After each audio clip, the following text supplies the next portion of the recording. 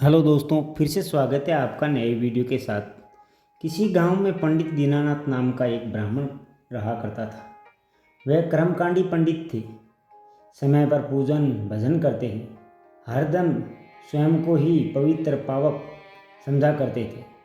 वह कहा करते थे कि उनके जैसा गुणी पंडित जगत में दूसरा कोई नहीं है। वह गांव में छुआछूत बहुत मानते थे। उनके पास में भी कोई खड़ा हो जाता तो वह बुरा मान जाया करते थे। कभी किसी के पलंग पर नहीं बैठते। वह गांव भर में जगह जगह कथा कहने जाया करते थे। कथा कहने पर मिलने वाले पैसों से वे अपना व्यवहार करते थे। दक्षिणा में मिलने वाले फल तो वे स्वीकार कर लेते, पर और चीज़ें छोड़ दिया करते थे। दक्षिणा में भी वे मोटी रकम वसूला करते थे।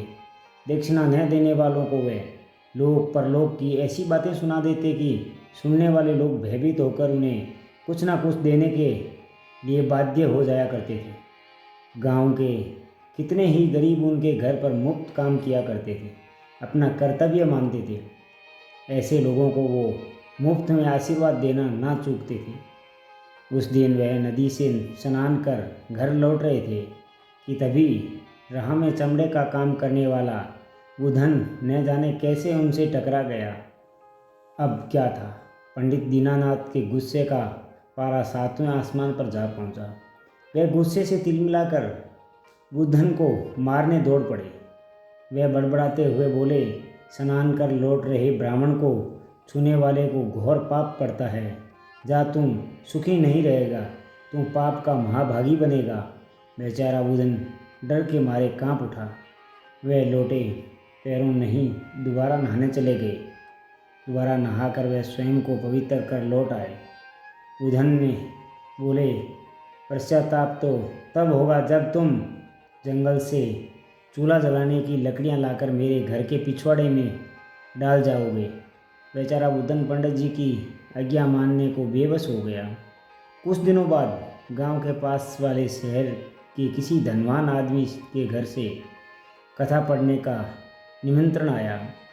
पंडित दीनानाथ बोले, वाह, आज तो 5 उंगलियां घी में और सिर कढ़ाई में होने वाला है। वह पास ही नदी में नहाने जा रहे थे। वह नदी पर पहुंचकर बहुत जल्दी जल्दी नहा रहे थे।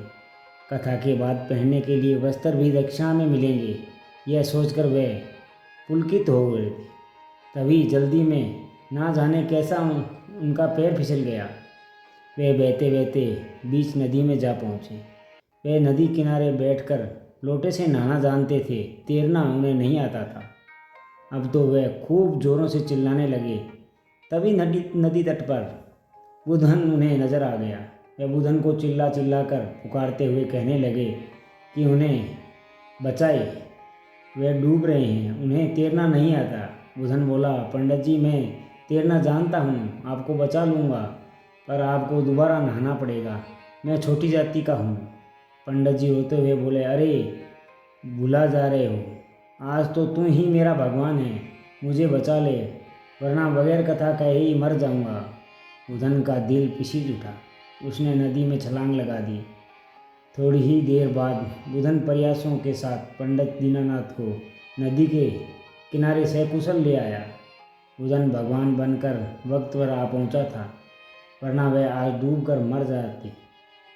उन्होंने पंडित होने के बावजूद बुधन के पैर छू लिए और बोले, मेरा अहंकार मुझे ले डूबा था, मेरा सारा ज्ञान ध्यान तेरे परोपकार भाव के आगे तुच्छ है। आज से मैं प्रण करता हूँ कि अब कभी छुआछूत नाम का ये डंका नहीं पीटूँगा, कभी छोटे बड़े का भेदभाव नहीं करूँगा। ईश्वर के बनाए सभी मनुष्य एक समान हैं। पंडित जी के वचन सुनकर बुधन प्रफुल्लित हो उठा। गांव में मानो एक क्रांति सी आ गई। तो दोस्तों, भगवान के बनाए हुए सभी एक समान है मनुष्य, ना कोई छोटा है ना बड़ा है। तो दोस्तों, ऐसी ही कहानी के साथ फिर मिलते हैं। तब तक अपना ख्याल रखना, मुस्कुराते रहना। धन्यवाद। और हमारे चैनल पर नए हैं तो सब्सक्राइब ज़रूर कर लेना।